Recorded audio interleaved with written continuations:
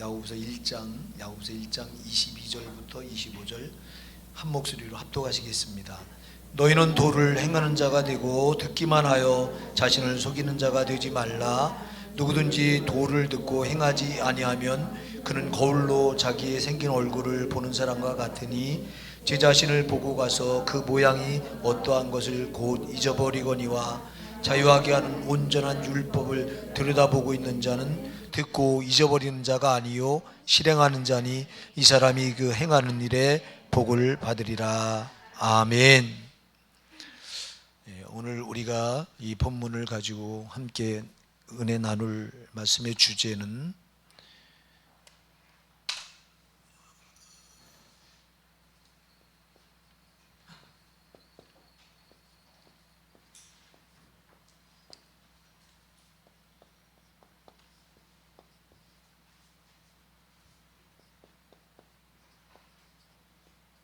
속론신앙, 그런 주제로 한번 은혜를 나눠보고자 합니다.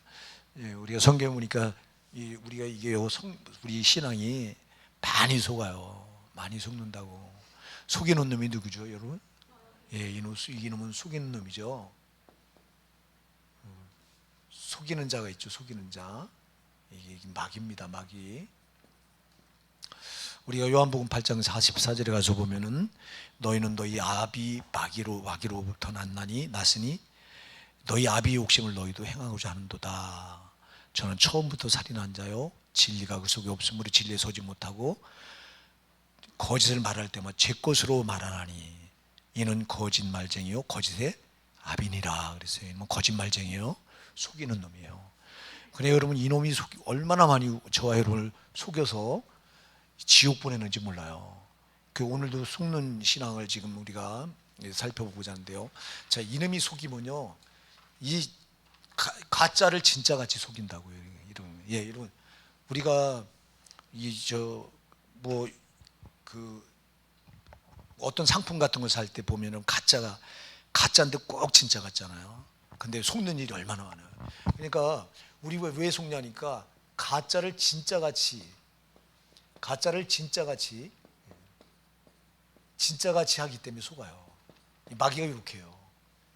그래서 고린도후서 11장 14절에서는 마귀도 자기를 광명의 천사로 가장하나니 이놈 천사같이 가장해요. 그리고 속이는 거예요. 우리가 이 속는 신앙, 그래서 이 신앙은 제가 여러 번 말씀드리잖아요. 비슷하면 안 돼요. 아주 확실해야 돼요. 요놈이 속이니까 비슷해요. 아주 비슷해요. 비슷하다. 그러니까 속는 거예요. 비슷하다. 그러니까 우리가 신앙을 들어도 비슷하면 안 돼요. 그러니까 저놈이 처음에 에덴 동산에서 하와를 미혹할 때 비슷하게 속여요. 비슷하게. 처음에 뭐라고 말하냐면 들어와서 야, 하나님께서 이 동산에 있는 모든 나무의 실과를 먹지 말라 하더냐 이렇게 물어요. 하나님이 그렇게 말씀하지 않았죠? 동산 나무에 있는 모든 실과를 먹어도 좋다. 딱 하나만 먹지 마라. 동산 중앙에 있는 선악을 알게 하는 나무 열매는 먹지 마라 하고 한 개만 금해 놓으셨어요. 근데 마귀는 뭐라고 묻냐니까 야, 하나님이 동산에 있는 모든 나무의 실과를 먹지 말라 하더냐 이렇게 물어요. 비슷하게 물어요. 이렇게. 그래 여기 걸려들어요. 정확하게 물었으면 안 걸려들 텐데 이렇게 비슷하게 두루뭉실하게 이렇게 가지고 와서 묻는 거예요. 여러분, 신앙은 두루뭉실하면 안 돼요. 확실해야 돼요. 그러니까 여러분, 확실한 잣대가 말씀이에요. 그래서 성경 말씀은 아주 정확한 잣대예요. 성경 말씀을 고린도 전서 10장에 가서 이걸 거울이라고 그랬어요. 거울. 자, 오늘도 거울이라고 나오죠. 여러분, 23절 24절을 보면요, 누구든지 도를 듣고 행하지 아니하면 그는 거울로 자기의 생긴 얼굴을 보는 사람과 같으니 지 자신을 보고 가서 그 모양이 어떤 걸 곧 잊어버리거니와 이렇게 말해요. 자, 거울로 이렇게 보는 거다. 그러니까 여러분, 말씀은 항상 나를 비춰보는 거예요. 이렇게 나를 비춰보는 거예요. 그래서 지금 말씀에서 우리가 거울을 비춰보면 내 얼굴이 뭐가 묻었는지, 지금 어디가 잘못된지 이게 다 나타나잖아요.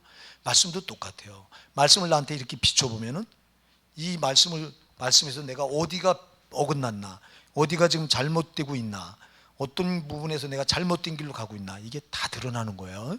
그 말씀은 정확한 잣대요. 말씀은 아주 우리의 그 부족한 것들, 연약한 것들, 잘못된 것들을 다 적나라하게 들어주는 거울이라고요. 이 말씀은, 그러니까 이 말씀은 아주, 이건 절대 기준이에요. 이게요, 절대 기준. 그러니까 여기서 잘못되면 다 잘못되는 거예요. 아멘. 여기서 잘못되면 다 잘못되는 거예요. 자, 여러분, 우리가 지금 이제 많은 신자들이 표적이 일어나면 표적에 대해서 엄청난 관심을 갖고 표적이 있는 곳엔 따라갑니다. 이건 따라간다. 근데 말씀은 안 따라가. 참 미안해. 여러분, 진짜 따라갈 게 말씀이에요. 말씀은 따라가야 되는데, 말씀은 제쳐놓고 뭘 따라가냐? 표적을 따라가요. 자, 표적은요, 말씀을 확실하게 믿게 하기 위한 하나의 수단이에요. 저건요, 여러분들이 마가복음 16장 20절에 가서 보면요, 16장 20절, 예수님께서 승천하시고 제자들이 이제 나가서 복음을 전합니다.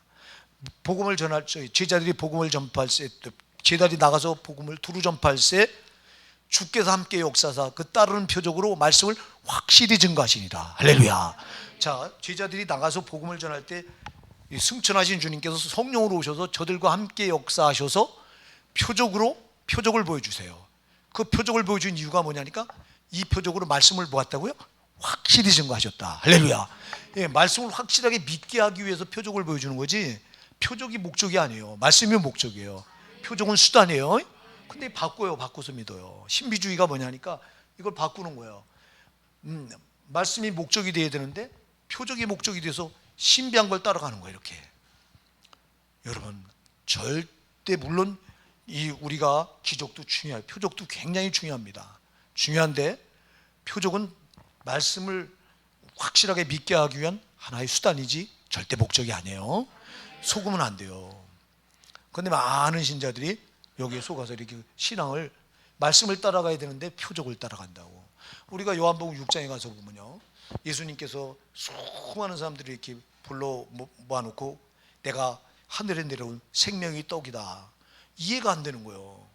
내 살을 먹는 자는 영생을 가졌고 내 피를 마시는 자는 생명을 가지게 된다. 누구든지 인자의 살을 먹지 않고 인자의 피를 마시면 너희 속에 생명이 없다. 이러니까 무슨 말인지 못 알아먹는 거예요. 아직 예수님이 십자가에 안 달리셨잖아요. 예수님이 십자가에 안 달리셨는데 예수님은 내 살을 먹어야 된다고 말하고 내 피를 마셔야 너희가 영생을 갖게 된다고 말씀하시는 거예요. 이 말씀이 무슨 말인지 전혀 못 알아먹는 거예요. 수많은 사람들이 이해가 안 되잖아요. 아니, 어떻게 예수님이 살이고 피냐고. 지금 멀쩡해서, 그리고 자기가 하늘로 내려온 산떡이라고 말한다고요. 지금 요한복음 6장 35절에 가서 보면 내가 생명의 떡이니 내게 오는 자는 결코 줄이지 않을 터 나를 믿는 자는 영원히 목마르지 아니하리라, 이렇게 말씀하니까 전혀 못 알아먹고 사람들이, 수많은 표적을 보고 따라왔던 사람들이 다 떠나갑니다. 다 떠나가요. 그때 예수님께서 제자들에게 물어요. 너희도 가려느냐? 그러니까 베드로가 있다가 주여, 영생의 말씀이 계시면 우리가 누게로 가오리까. 할렐루야. 우리는 표적 따라가는 게 아니라 주님 영생의 말씀 보고 따라갑니다. 아멘. 이게 진짜예요. 그 오늘날 말씀이 아주 절대 기준이기 때문에 이게 잘못되면 다 잘못된 거예요. 근데 이 말씀이 너무 변질되어 있는 거예요. 지금 너무 교리가 말씀을 다 바꿔놔서 변질시켜 버렸어요. 너무 아주, 그러니까 너무 이 말씀이 이게 변질되면 신앙은 목적이 변질되고 있기 때문에 이거는 천국 못 가는 거예요. 이게요. 자, 이게요, 중세 시대 때 이제 예수님께서 십자가에 못 박혀 죽으시고 부활하셔서 40일 동안 제자들과 함께 계시다가 승천하시잖아요. 승천하시고 열흘 있다가 오순절에 성령이 강림하신다고요. 강림하시고 그리고 초대교회가 세워집니다. 예루살렘 교회가 세워지고, 그리고 예루살렘 교회 박해의 바람이 불어서 거기 있던 교인들이 흩어져 가지고 사마리아와 또 온 유대에 흩어지고 이제 막 이 안디옥까지 가서 교회들이 막 이제 세워져 나가고, 그 다음에 하나님이 사도 바울을 이방인의 사도로 이제 그를 유대교인이었는데 개종시켜서 그를 성령으로 강력하게 붙들어서 써서 소아시아와 유럽 쪽에 계속 수많은 교회들이 막 세워져 나갑니다. 엄청나게 교회가 막 부흥됩니다. 막 부흥돼 나가는데, 그래서 그런데 유대교가 가만히 있냐고. 아니, 이 기독교가 신흥 종교가 생겨나서 유대교를 위협하니까 유대교가 로마 정부의 힘을 결탁해서 로마 정부에게 뇌물을 주고 그러면서 이 기독교 좀 말살시켜달라, 신흥 종교 말살시켜달라, 그래서 로마가 창칼을 가지고 이 기독교를 말살시키려고 수많은 사람을 잡아 죽입니다. 얼마나 많은 이 최초의 순교자가요, 스데반 집사죠. 스데반 집사가 제일 먼저 죽고, 그 다음에 사도 중에는 야고보 사도가 이 요한의 형제 야고보 사도가 두 번째로 죽어요. 그리고 계속 수많은 이들이 죽어갑니다. 근데 기독교는 피의 종교잖아요. 예수님이 십자가 피 흘리셔서 이 기독교가 생겨났잖아요. 예, 여러분, 기독교는 피를 보면 더 부흥하지 절대 안 죽어들은 거예요. 기독교는 이 마귀는 이걸 모르는 거예요. 그래서 마귀는 이들을 죽이면 되겠다고 로마 정부의 힘을 사용해서 순교자들 막 배출시킵니다. 근데 순교해서 피 뿌림이 있으면 있을수록 교회는 더 왕성하게 부흥되고 말씀은 더 든든하게 세워져 갑니다. 근데 이게 그래서 언제까지, 이게 주후 예수님 돌아가시고 나서 313년까지 엄청난 박해가 시작됩니다. 이때 엄청나게 핍박이 왔어요. 근데 이 313년에 이때 이 로마 황제인 콘스탄티누스가 그 어머니가요, 그 어머니가 아주 절친한 기독교인이었어요. 그래서 어머니 영향을 받아가지고 이 콘스탄틴 황제가 이제 이 기독교를 갖게 되고, 그리고 로마 교황을 겸임해요. 그래서 로마에다가 이제 기독교 핍박하지 마라, 기독교를 우리 국교로 받아들인다. 그래서 이 기독교가요 로마 국교가 돼버려요. 그러니까 여러분 보세요. 그렇게 핍박하던 로마가 이제는 귀족들이 왕을 따라서, 이 콘스탄틴 왕을 따라서 교회 가지 않으면 역적으로 목이 딸려지는 이런 거꾸로 역전이 이렇게 돼버린 거예요. 그러니까 이제 이 귀족들이 성경 끼고 왕 따라서 이제 교회를 다니면 나가기 시작하면서, 이때부터 복음은 자유가 얻어져요. 자유. 그리고 로마를 통해서 전 세계로 복음이 막 퍼져나가는 거예요. 이때 퍼져나가는 거예요, 복음이요. AD 주 313년 이때 이제 그 기독교 탄압을 멈추고 오히려 기독교를 받아들여요, 로마가. 그러면서 기독교는 전 세계로, 로마 세계의 길은 로마로 통한다는 말이 있었잖아요. 그러니까 로마를 통해서 전 세계로 기독교 복음이 퍼져나가기 시작했는데, 문제는 뭐냐? 퍼져나가면서 복음이 이렇게 핍박을 받을 때는 막 순교자가 생겨나고 그럴 때는 복음을 지키려고 사수하려고 진리가 변질되지 않은데, 오히려 주 313년 이후부터 이게 말씀이 변질돼요. 엄청나게 타락됩니다. 그래서 여러분, 종교개혁이 언제 일어나죠? 586년인가요? 그때까지 약 200년 동안 엄청나게 타락해버려요. 그래서 어느 단계까지 타락되냐니까, 베드로 성당을 짓는데 이제 헌금이 돈이 엄청 모자라니까 면죄부를 파는 거예요. 그래서 금화를 헌금통에 금화가 쨍그랑하고 금화 소리가 떨어지면 이 영혼이 천국 올라간다고 면죄부를 팔아요. 그래서 돈 받고 천국 티켓을 팔아요. 그래서 이 베드로 성당을 져요. 세상에 여러분, 돈으로 천국 못 가잖아요. 여기까지 타락해요, 여기까지. 그리고 말씀이 강단에서 말씀 선포가 안 됐어요. 이 말씀은 라틴어로 기록되어 있기 때문에 일반 평신도는 못 봐요. 사제들만, 신부들만 이 라틴어를 신학교에서 이제 공부를 해서 라틴어를 공부해서 이 신부들만 봐요, 성경을. 근데 신부들이 성경 가지고 본문을 읽어놓고는 전혀 엉뚱한 설교를 합니다. 당시 막 너무 힘드니까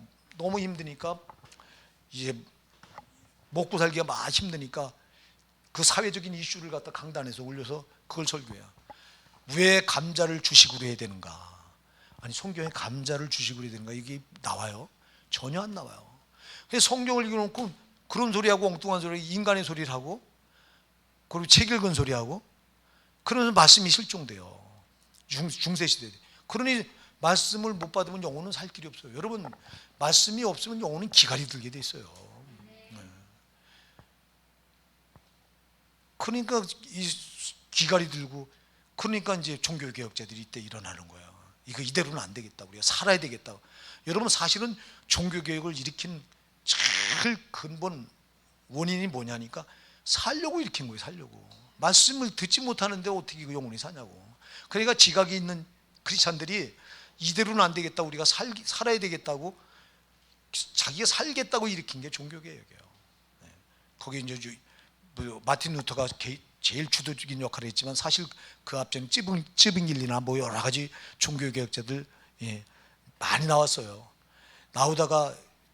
나오면 가만둡니까? 로마 교황청에서 다 죽여버리고 그러다가 마틴 루터가 성령께서 그를 강하게 붙들어 써서 종교개혁을 일으킨 아주 엄청난 이제 그 일에 헌신을 하게 되는데요. 어쨌거나 여러분 보세요. 이렇게 말씀이 변질되니까 영혼이 죽어가는 거예요. 그러니 중세시대 때는 천국을 돈 주고 티켓을 사서 이렇게까지 타락하는, 이게 여러분, 근데 말씀은 그 시대만 그런 게 아니라 지금도요, 말씀이 너무 변질된 거예요. 우리 말씀 돌아가야 돼요. 우리가 10월 31일이 종교개혁 주일입니다. 근데 지금 사실은 우리가 다시 한번 갱신해야 돼요. 예, 지금 우리가 다시 갱신해야 됩니다. 지금 이대로는 안 돼요. 코로나가요, 지금 이 교회가 타락해서 온 거예요. 이거 하나님 내리신 아주 엄중한 사인이에요. 이거 너희가 지금, 이건 마지막 경고예요. 여기서 안 돌이키면요, 하나님 임재하신다니까 주님 재림하시고 교회 쓸어버린다고. 진짜 우리 정신 차려야 됩니다, 여러분. 지금은 어하고 있을 때가 아니에요. 어하고 있을 때가 아니라고. 여러분, 지금 역대 수많은 전염병이 있었는데요, 지금 이 코로나처럼 이렇게 규모가 큰 전염병이 없었고요, 이렇게 안 잡히는 전염병이 없었어요. 안 잡히잖아요, 여러분. 뭐 오늘도 신문에 보니까 서울만 1,100명이 넘었더라고. 그러면 전국적으로 하면 이거 몇 명이에요? 한 3,000명 가까이 안 돼, 이거? 보세요, 이거 대책이 없어요, 이게. 아니, 지금 백신 맞은 확률이 지금 한 70% 안 맞았어요, 우리 한국? 아직 안 되나요? 아니, 안 맞았을 때보다 맞은 지금이 더 확진자가 생겨난 이유가 뭐냐고. 이거는 사람이 못 잡는 거예요. 이거는 우리 교회가 회개해야 돼요. 저와 여러분들이 회개해야 돼요. 교회 여러분, 제가 먼저 회개해야 되고 우리가 회개해야 됩니다. 내가 먼저 회개해야 돼요. 내가 내 신앙이 타락했다고 진짜 가슴을 쳐야 돼요. 자, 보세요. 이놈이 이렇게 가짜를 진짜같이 둔갑을 시켜서 까맣게 속인다. 그래서 신앙은 절대 비슷하게 따라가지 마라. 남 하는 것 같이 저 사람이 이만큼 하니까. 여러분, 우리가요, 기준이, 우리는 자꾸 상대적인 평가를 하려고 하거든요. 저 사람과 비교해서 내가 저 사람보다 나니까, 우리 교회가 저 교회보다 나니까 하고 상대적으로 평가하려고 하는데 절대 아니에요, 여러분. 절대 평가예요. 그러니까 하나님께서 우리를 천국에 입성하느냐 못하느냐는요, 딱 이거예요, 이거. 이 말씀이 이게 절대 잣대예요. 아멘. 이게 절대 평가예요, 절대 평가. 그러니까 내가 황제 집사보다 내가 기도 더 많이 하니까, 황제 집사 내가 믿음이 더 좋으니까, 이렇게 하고 우리는 안심하려고 들어. 이렇게 상대적으로. 절대 아니요. 남하고 비교하는 게 아니라 성경하고 비교해야 돼요. 성경 말씀과 나를 비교해서 내가 여기 못 미치면 안 된다. 여기 못 미치면 미달하면 여러분 이거 안 되는 거예요. 자, 왜 하나님 우리에게 말씀을 주셨냐? 오늘 나와요. 자, 보세요. 오늘 우리가 1장 22절 한번 같이 우리 합독할게요. 시작. 너희는 도를 행하는 자가 되고 듣기만 하여 자신을 속이는 자가 되지 말라. 아멘. 자, 너희는 도를 행하는 자가 되고, 도가 뭐예요? 이 도가 말씀이잖아요. 예. 예. 길도자예요. 이게 말씀이라고요, 말씀. 말씀이 누구예요? 길이 누구예요? 그저 내가 곧 길이요. 요한복음 14장 6절에서 내가 곧 길이요 하신 길이, 이게 길이잖아요. 도자는 길도자니까. 길이 누구냐? 예수님이고, 예수님 또 누구냐? 말씀이라고요. 아멘. 그러니까 자, 오늘 너희는 도를 행하는 자가 되고 듣기만 하여 자신을 속이는 자가 되지 말라 그래요. 자, 여러분, 말씀을 듣기만 하면, 듣고 행하지 않으면 뭐 하는 자예요? 이 속이는 자예요. 여기 속이는 자인데 속는 자가 되는 거예요. 누가 속일까요? 마귀가 속이는 거예요. 자, 여러분, 오늘날 우리가 말씀을 듣는 걸 믿음으로 생각해요. 아니에요, 여러분. 말씀을 듣는 게 믿음이 아니라 듣고 행하는 게 믿음이에요. 물론 여러분, 듣는 게 굉장히 중요합니다. 예, 1단계가 듣는 거예요. 예, 신앙의 1단계. 자, 구원의 1단계.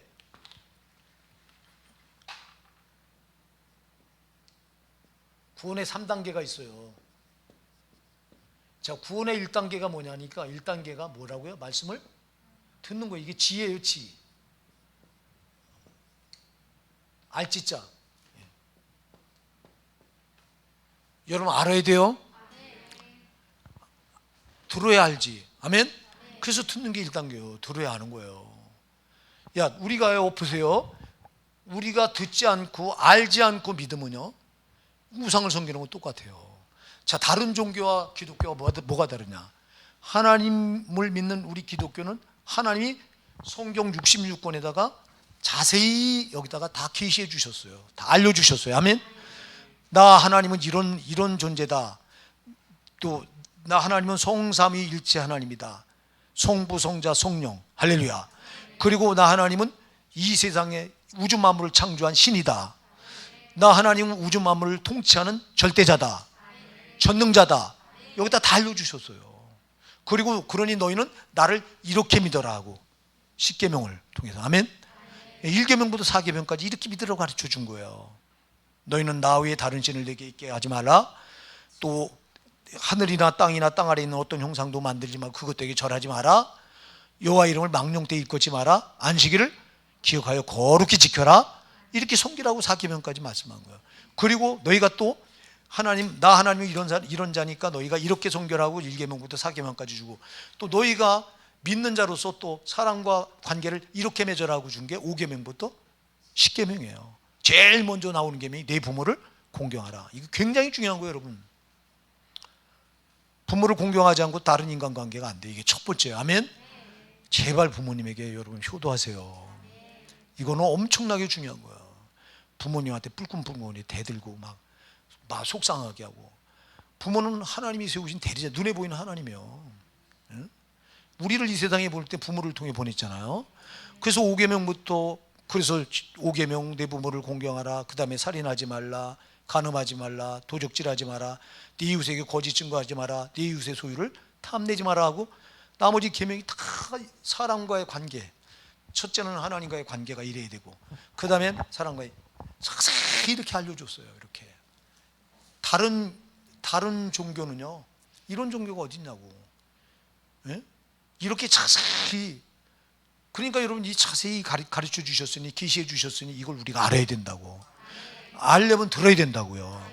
그래서 듣는 게 1단계예요. 신앙은요. 잘 들으셔야 돼요.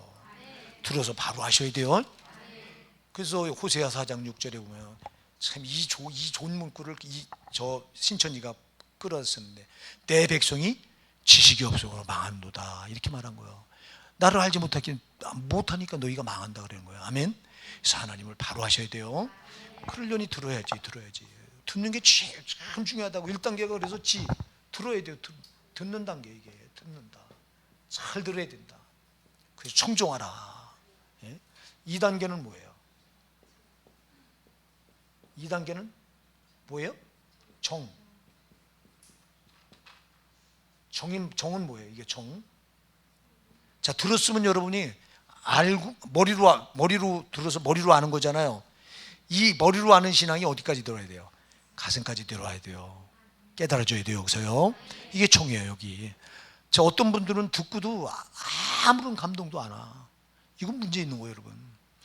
여기서 들어서 알게 되면 반드시 가슴으로 내려와서 여기서 이걸 움직여야 돼요. 감동으로 움직여야 돼요. 아멘? 예, 여기 2단계입니다. 이게 3단계는 뭐죠? 의. 죄송합니다. 이게 저 한문을 잘 모르는데 의는 뭐죠? 이게 행함이에요. 행함. 자, 여러분 보세요. 저 들어서 아는 단계, 안다. 그다음에 아는 것이 이제 알고 보니까 가슴으로 깨달아진다, 깨닫는다. 그다음에 세 번째가 행한다. 아멘. 이게 세 가지 단계 이게. 자, 그래서 신앙은 먼저 머리로 이게 아는 게 가슴으로 들어와서 여기를 움직이고 감동으로 움직이고 가슴으로 움직인 게 어디까지 들어가냐? 발까지 들어와야 되는 거예요. 그래서 이게 행함으로 나타내야 되는 거예요. 그래서 행함이 믿음이에요. 최종 단계예요. 이렇게 해서 구원받는 거예요. 근데 대부분이 들어서 알아요. 여기서 멈춰. 듣고 아는 단계로 끝나. 자, 오늘 말하잖아요. 너희는 도를 행하는 자가 되고 듣기만 하여 자신을 속이는 자가 되지 마라. 듣고 알고 가만히 있으면 행하지 않으면 난 뭐예요? 속이는 자예요. 속는 자예요. 아멘.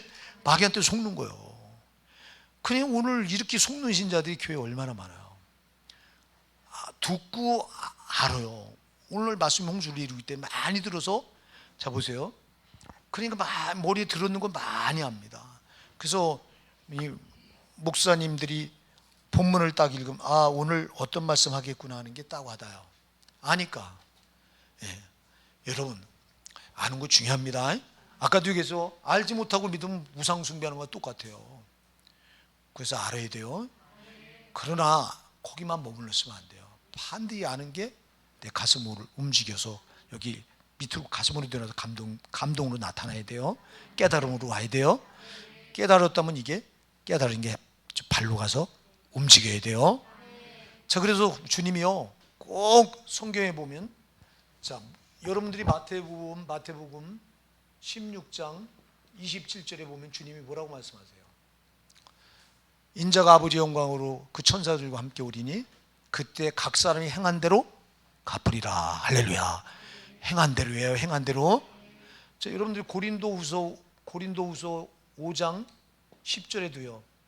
우리가 다 반드시 그리스도의 심판탑에 드러나 각각 그 행한 대 말씀을 따라 각각 그 행한 대로 따라 받으리라 그랬어요.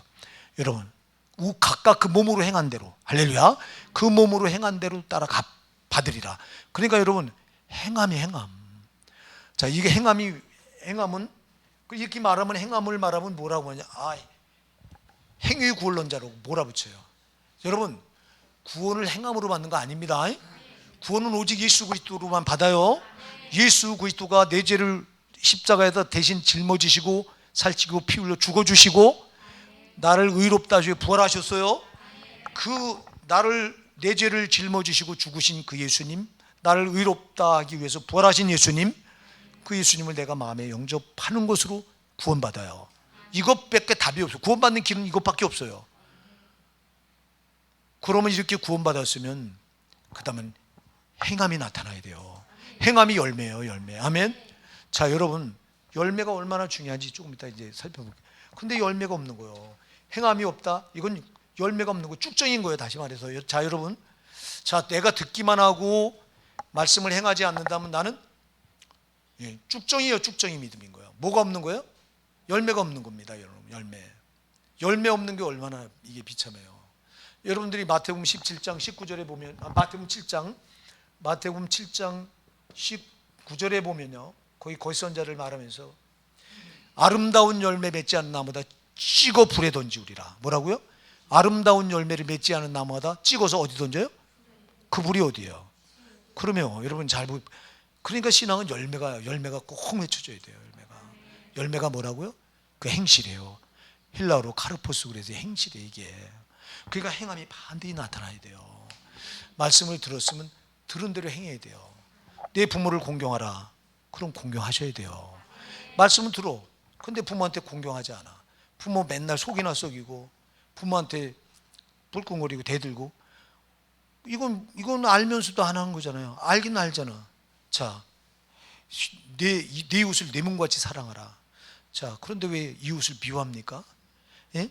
여러분, 이거 말씀대로 하는 거야, 안 하는 거야? 안 하는 거잖아. 절대 미워하면 안 돼요. 네 이웃을 뭐같이 사랑하라고요? 여러분, 하나님께서 주신 계명이 크게 두 가지라고 그랬어요. 큰 성경을 전체 압축하면 두 계명, 딱 두 개라고. 마가복음 12장 30절 31절은 두 개로 말해요. 첫째는 내 마음을 다하고 내 목숨을 다하고 내 뜻을 다하고 힘을 다하여 주 너의 하나님을 사랑하라. 하나님을 사랑하는데 하나님의 사랑의 첫째 계명이래요. 근데 어떻게 사랑하라고요? 내 마음을 다하고 목숨을 다하고 뜻을 다하고 힘을 다하여. 그럼 하나님 어떻게 사랑하는 거야? 여기 우리나라는 거잖아. 해요? 안 하잖아. 이게 벌써 여러분 알면서도 안 하는 거예요. 이게 가짜 얘기 비슷한 거예요. 이거 지금 마귀한테 지금 속고 있는 거예요. 이렇게. 그러면 그 다음에 이게 첫째 되는 계명이요. 그 다음에 마가복음 12장 31절에서 네 이웃을 내 몸같이 사랑하라. 이보다도 큰 계명이 없느니라. 할렐루야. 이게 다래요. 자, 그러면 두 가지예요, 여러분.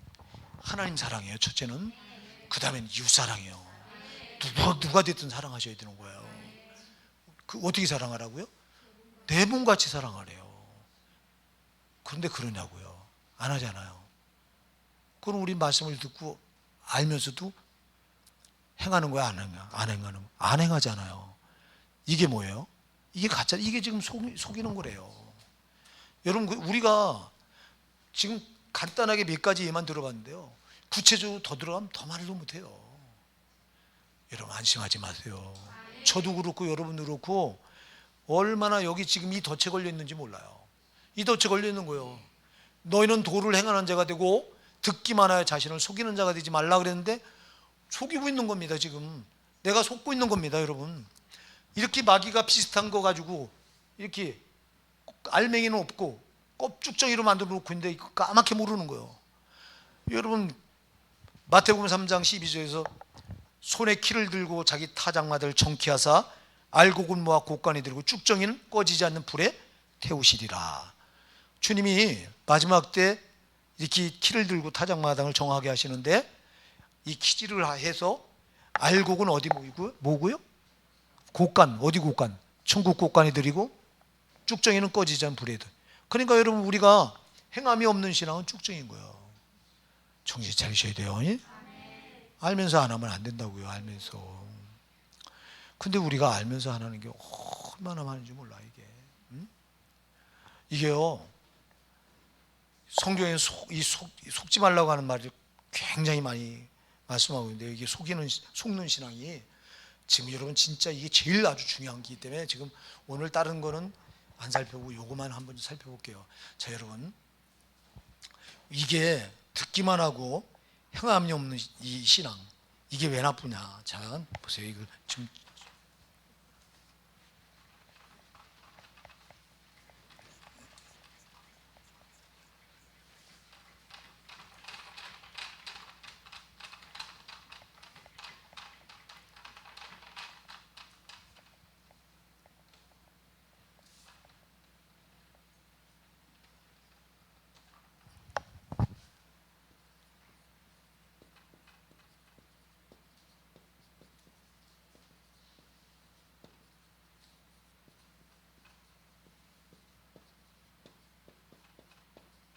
이게 문제점이 뭐냐?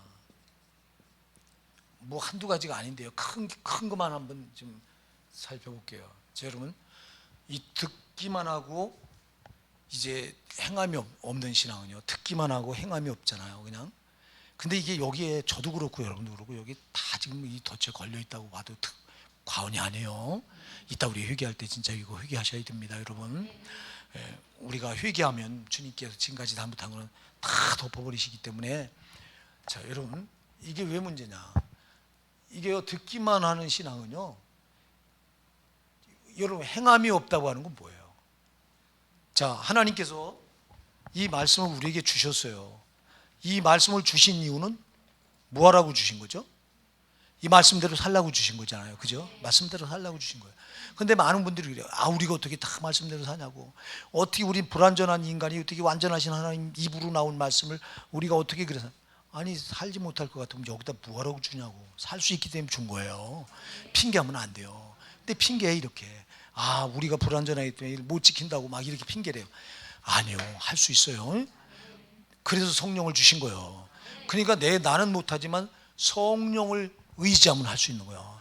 그래서 여러분 성령을 부단히 구하셔야 되는 거예요. 어쨌거나 자 보세요. 그러면 이 말씀대로, 이 말씀은요 하나님의 법이에요. 이게요. 자, 말씀은 누구의 법이라고요? 하나님의 법이에요. 이게요. 말씀은 하나님의 법, 하나님의 법.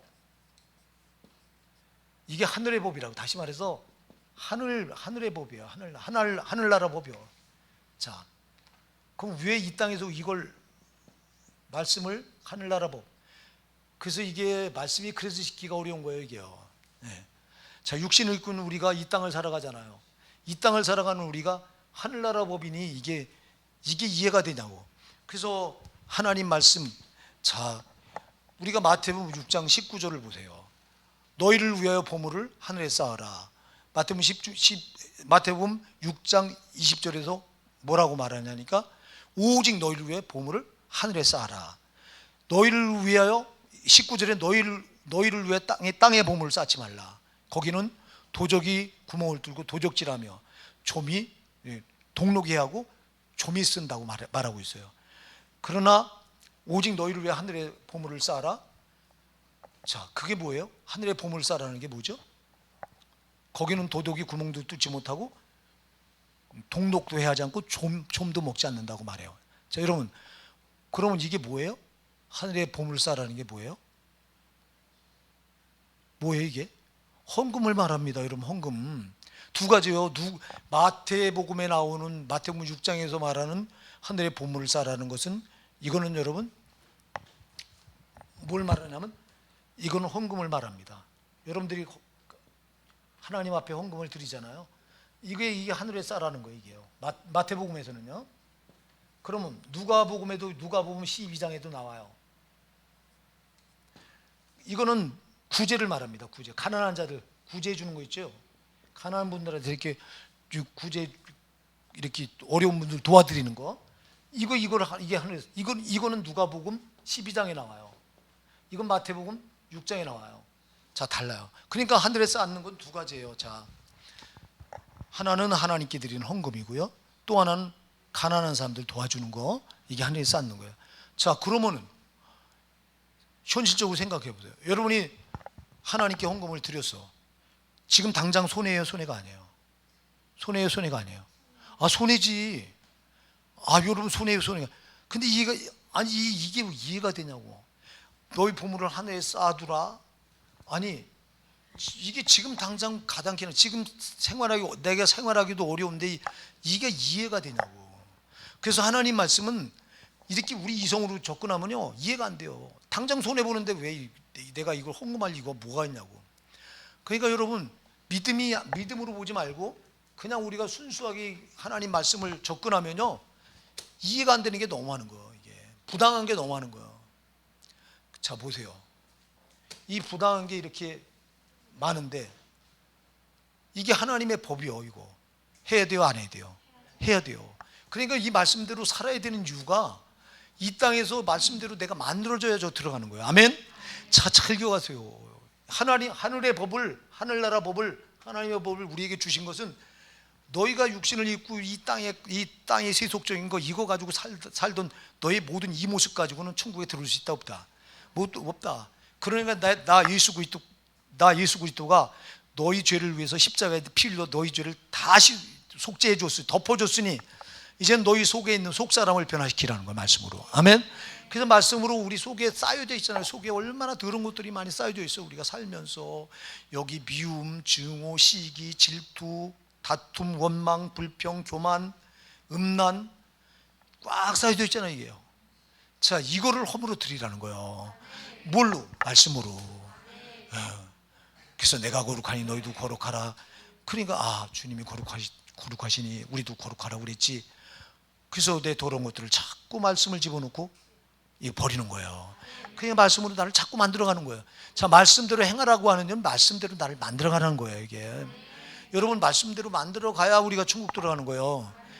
근데 우리는 예수만 믿고 구원받으면 다 된 줄 알고 있어. 이건 갓난아이가 거듭난 겁니다. 여러분, 거듭나고 보세요. 거듭났다고 그 사람이에요? 그 거듭난 아이를 그냥 두면 어떻게 돼요? 막 엄마 뱃속에서 태어났어요. 이제 막 그럼 이 아이를 그냥 두면 어떻게 돼요? 죽지. 그럼 이 아이를 어떻게 돼요? 잘 먹여야 되잖아. 그죠? 우유를 먹이고, 왜 아이 갓난아이니까 엄마 젖을 먹이고 우유를 먹여야 되잖아. 그래야 아이가 성장해 나갈 거 아니에요. 그죠? 그리고 돌봐야 될 거 아니야. 그래서 베드로전서 2장 2절에 말합니다. 너희가 갓난아이같이 순전하고 신령한 젖을 사모하라. 이는 이로 말미암아 너희로 구원에 이르도록 자라게 하려 함이다.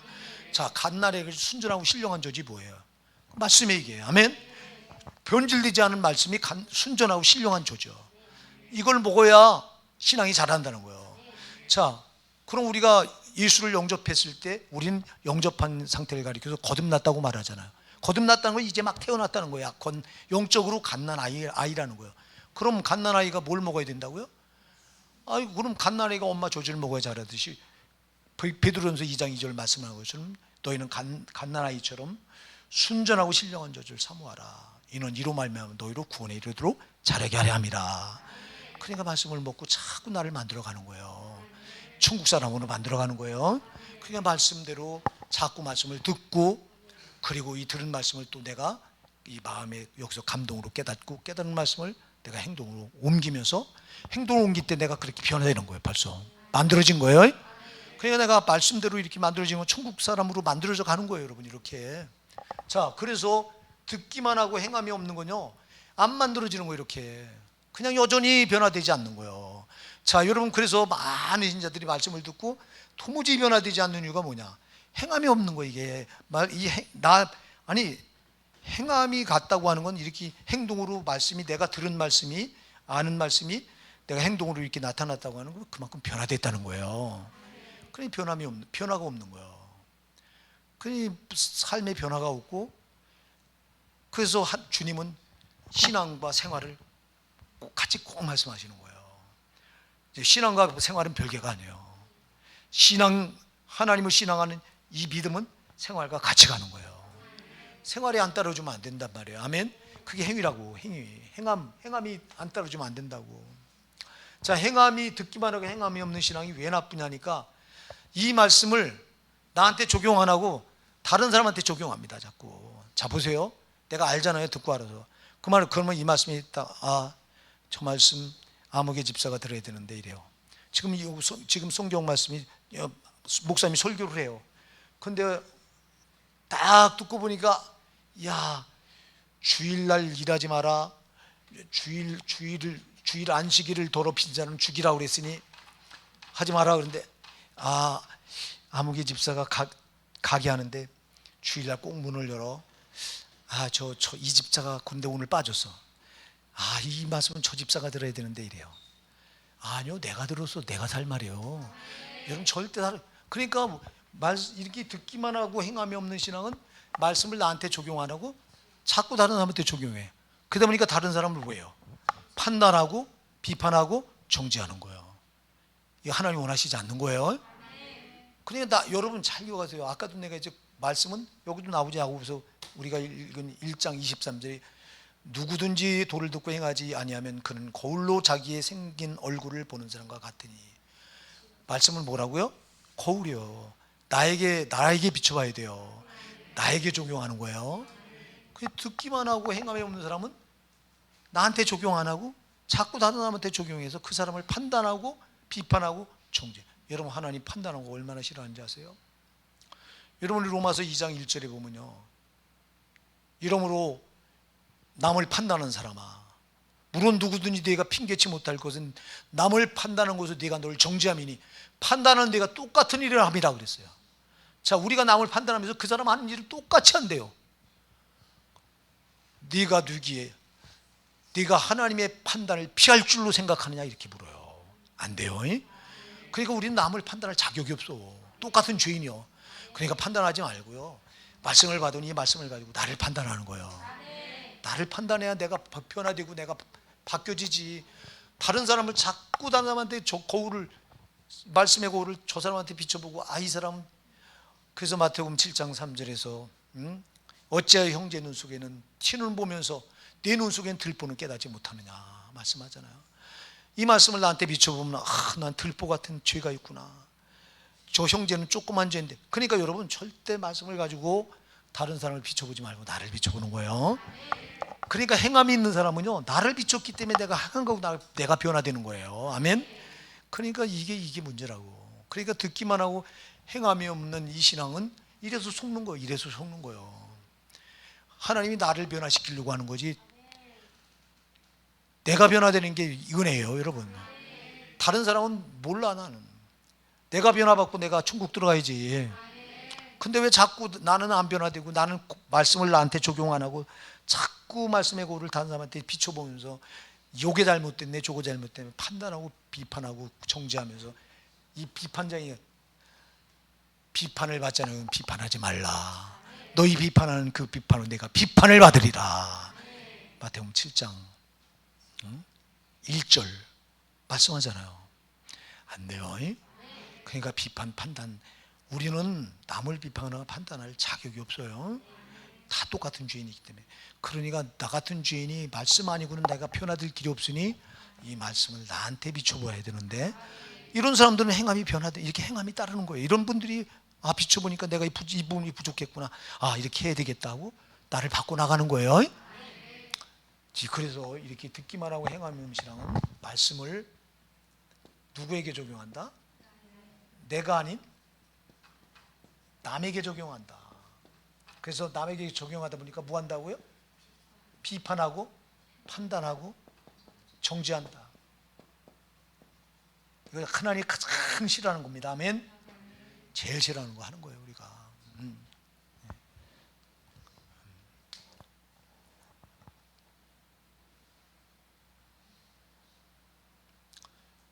그 다음에 이런 말씀을 듣기만 하고 행하지 않는다면 뭐가 되냐?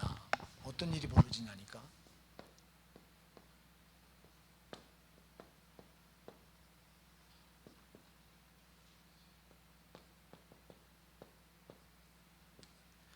변화가 안 되고 변질이 돼요. 자, 여러분 잘 기억하세요. 말씀을 듣고 행하는 사람은 변화가 돼요. 이 변화는 성경에서 말하는 성화입니다. 거룩하게 바뀌어져 가는 거예요. 다시 말해서 예수를 닮아가는 거예요. 그래서 말씀을 듣고 행하는 분은 이렇게 거룩하게 변화돼요. 할렐루야. 예수 닮아가요. 말씀 닮아가요. 그런데 말씀을 듣기만 하고 행함이 없는 사람은 어떻게 된다고요? 변화가 되는 게 아니라 변질돼요. 자, 변화는 좋은 쪽으로 바뀌어지는 거고요, 변질은 나쁜 쪽으로 바뀌어지는 거예요. 자, 변화는 하나님이 요구하는 쪽으로. 아멘. 변화는 하나님이 요구하는 쪽으로. 그래서 이걸 성화라고 말해요. 거룩한 변화, 거룩할 정자를 써서. 근데 변질은 누가 요구하는 쪽으로? 마귀가 요구하는 쪽으로 바뀌어져 가는 거예요. 그러니까 말씀을 듣기만 하는 사람은 마귀가 요구하는 쪽으로 내가 이렇게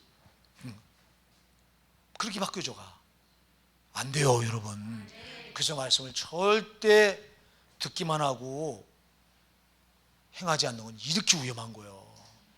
여러분, 우리가 자꾸 거룩하게 변화되어 나가야잖아요. 하나님이 원하시는 쪽으로 내가 자꾸 만들어 가야잖아요. 이게 성화예요. 이게 변화예요. 근데 마귀가 요구하는 쪽으로 자꾸 만들어 간 사람이 교회 안에 얼마나 많은지 아세요, 여러분? 많아요. 그래서 밖에서는요, 우리 믿는 신자들이 불신자보다 더 악하다고 하는 말을 해요. 왜 그래? 안 바뀌어지니까. 우리가 시장 나가서, 제가 시장 나가서 세상에 콩나물 사면서 권사님 집사님 해가면서 콩나물 깡느라고 난리가 납니다. 그러면요, 그 사람들이 우리 그리스도인을 볼 때 얼마나 참 예수 믿는 예수쟁이들이 왜 저렇게 깍쟁이고, 예수쟁이 더 깍쟁이라고 막 이렇게. 제발 권사님 집사님 소리 하지 말고 그냥 이렇게 그걸 깍지. 이게 왜 그래요? 그러고 안 변화돼서 그래요. 안 변화돼서 안 바뀌어서. 여러분, 안 바뀌어진 게 아니라 나쁜 쪽으로 바뀌어지잖아. 더 깍쟁이가 되면 안 되잖아. 우리가 예수님 이 땅에 오셔서 자기 생명까지 다 내준 이타적인 분인데 우리는 왜 자꾸 이기적으로 자꾸 뭉뚱그리면서 이렇게 이렇게 마귀가 요구하는 쪽으로, 마귀는 이기적인 놈이잖아요. 저는요, 저밖에 모르는 놈이 마귀잖아요. 주님은 전부 남을 위해 자기 생명까지 다 내주신 분이고, 그래 우리도 주님 따라서 나도 지금 희생해야 되잖아. 여러분, 희생해야 복음이 전파되지. 우리가, 여러분도 전도도요 그냥 하려고 하면 안 돼요. 여러분 돈도 좀 쓸 땐 쓰셔야 돼요. 돈도 쓰고, 그래 희생해야지. 저분들이 보고 감동도 받고 하면서 따라오지. 맨입에 그냥 깍쟁이같이 굴면서 우리 교회 가자 그러면 니나 믿으라 그러지 누가 따라오냐고. 우리가 그래서 항상 이렇게 주님 원하는 쪽으로 바꿔나가면 나를 희생해야 되고, 근데 안 그러니까 자꾸 마귀가 요구하는 쪽으로 이기적으로 자꾸 웅뚱거리고 이러니까 자꾸 불신자보다도 악하다고 하는 비판을 자꾸 받는 거예요. 절대로 우리가 속으면 안 됩니다. 그 다음에 이게 이제 많습니다만, 이게요,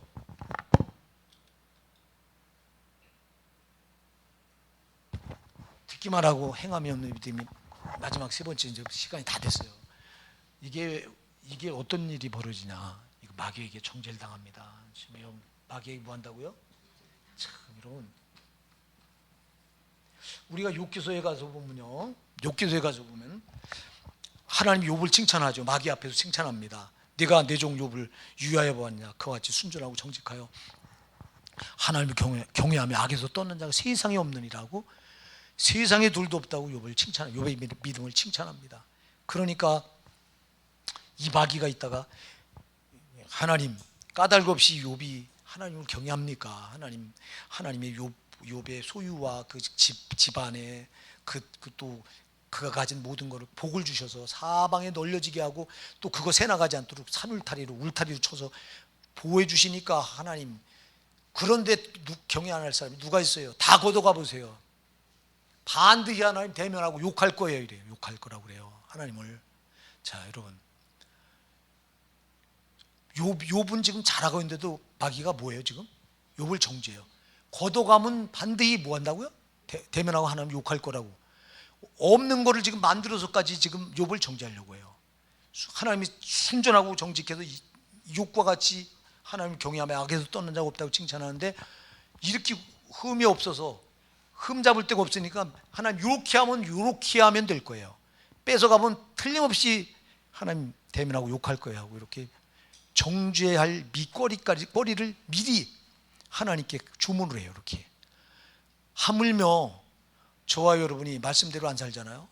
요놈은 말씀대로 하는 신자를 껍데기로 알아. 이놈은 너무 영물이기 때문에 우리보다 훨씬 더 나를 잘 알아요. 그리고 우리가 말씀대로 안 살잖아요. 저건 우리를 가지고 놀아요. 그리고 하나님 앞에 정죄해요. 이렇게, 하나님, 황 목사 저 보세요. 저게 목사예요? 목사가 뭐 저런 게 있어요? 여러분 진짜 잘 들으셔야 돼요. 이거 영의 세계를 보면. 그러니까 여러분, 내가 저거한테 저거 기도하는 꼴 좀 보세요. 저놈은 그런다니까, 하나님 앞에 대고. 저놈은 하나님 보좌를 왔다 갔다 하는 놈이에요. 저놈은 정죄하는 놈이에요. 저놈은. 우리를 변화한 분은 누구예요? 예수님이 우리를 변화하시잖아요. 그러니까 하나님 재판장이시고, 우리가 법정에 가보면 재판장 앞에 검사가 있고 변호사가 있잖아요. 변호사는 지금 이 죄인을 계속 변화하는 거고, 검사는 이 죄인을, 이 죄를 계속 찾아내려고 하는 거고. 그러니까 하늘 법정에서는 마귀가 검사 노릇하는 거예요. 나에게 없는 죄도, 욥에게 없는 죄도 이렇게 찾아내서 정죄를 하려고 하듯이, 하물며 우리가 말씀대로 안 산다? 이건 저놈의 밥이에요. 하나님 앞에 계속해서 정죄해야 되는 거야. 자, 하나님 앞에 저놈이 계속해서 정죄되면 하나님 우리에게 주시려고 하는 은혜 주실 수 있어요, 없어요? 응답 주실 수 있어요, 없어요? 없지. 축복 주실 수 있어요, 없어요? 없는 거예요. 그러니까 말씀대로 안 살면 마귀한테 뭐 당한다? 정죄당하는 거예요. 이놈이 하나님 앞에 계속 꼬질러요. 그렇기 때문에 여러분, 말씀대로 다 올곧게 살잖아요. 이거 정죄할 게 없는 거예요. 제발 여러분, 이놈한테 약점 잡히지 마세요. 이놈한테 약점 잡히고 될 게 아무것도 없는 거예요. 근데 우리가 이놈한테 얼마나 약점을 잡혀요. 그래서 이게 이렇게 속는 거예요, 이렇게. 예? 여러분, 그래서 누구든지 너희는 도를 행하는 자가 되고 듣기만 하여 자신을 속이는 자가 되지 말라. 누구든지 돌을 두고 행하지 아니하면 그는 거울로 자기 생긴 얼굴을 보는 사람과 같으니 제 자신을 보고 와서 그 모양이 어떤 것을 곧 잊어버리거니와 자유하게 하는 온전한 율법을 들여다보고 있는 자는 듣고 잊어버리는 자가 아니요 실행하는 자니 이 사람이 그 행하는 일에 복을 받으리라. 할렐루야. 이 법을 말씀을 지키고 행하는 자가 복을 받는데요. 아멘. 그래서 이게 복을 받는 거예요. 이게 정죄를 안 당하니까. 정죄를 당하니까 복이 없어. 계속. 그리고 말씀을 듣고 여러분 행하지 않으면 듣고 거울을 보고 가서 조금이라도 잊어버리면 돼. 거울을 이렇게 봤을 때 여러분 얼굴에 뭐가 묻었어. 아 이거 조금 이따 지워야지 하고 이렇게 돌아설 사람이 있어요? 없잖아. 그 자리에 즉시 지울 거 아니에요. 근데 왜 말씀을 듣고 바로 그 자리에 즉시 행하면 되는데 왜 이건 듣고 잊어버리고 가서 지금 내가 약점이 그대로 있잖아. 말씀에 비춰보니까 아 내가 이 부분이 부족했구나 깨달음이 왔으면 이걸 고쳐야 될 거 아니에요. 왜 그냥 얼굴에 뭐가 묻었는데 그냥 두고 있냐고. 이거와 똑같다고 지금 말하는 거예요 본문이. 그러니까 여러분 정말 우리가 제일 많이 이 덫에 걸려 있는 게 이거예요. 여기서 속는 거예요. 그래서 하나님 앞에 섰을 때 네가 언제 자 여러분 말씀대로 행하지 않은 게 뭐예요? 이게 죄예요 여러분. 불법이 이게 불법이요. 마태복음 7장 23절에 선지자들이 그 쓰니까 불법을 행하자 내가 너희를 도무지 알지 못하나니 나를 떠나가라고 말씀하시잖아요. 자 여러분 이 불법이 뭐라고요? 죄요. 이 죄요. 죄를 짓나 봐요. 불법을 행하는 죄는 불법이라 요한일서 3장 4절에서. 그러면 죄가 뭐라고요? 말씀대로 하지 않은 게 죄입니다. 그러니까 말씀대로 행하지 않았기 때문에 심판대에 가서 네가 언제 또 불법을 행하는 자라고 나한테 탁 할 때 꼼짝 못하는 거예요. 말씀대로 살지 않는 게 이게 죄이기 때문에 이게 불법이기 때문에. 아멘. 그러니까 말씀대로 꼭 살려고 애를 쓰셔야 돼요. 말씀대로 살아서 나를 자꾸 변화시키고 말씀대로 만들어 가셔야 되는 거예요. 이게 신앙에 예수를 만났다면 예수 만난 사람은 이 말씀의 길로 자꾸 나를 만들어 가야 된다. 아멘. 제발 속지 말고 듣기만 하고 머리만 커져서 자꾸 다른 비판하고 판단하지 말고 나를 자꾸 판단하라. 이 발성을 들을 때마다 나를 적용시켜라 나에게. 그래서 나를 자꾸 바꿔라. 아멘. 예, 그러시고 여기 두 번째 절대 변질되지 말고 변화되라. 거룩한 쪽으로 자꾸 바뀌어져라. 아멘. 그리고 마귀에게 절대 정죄당하지 마라.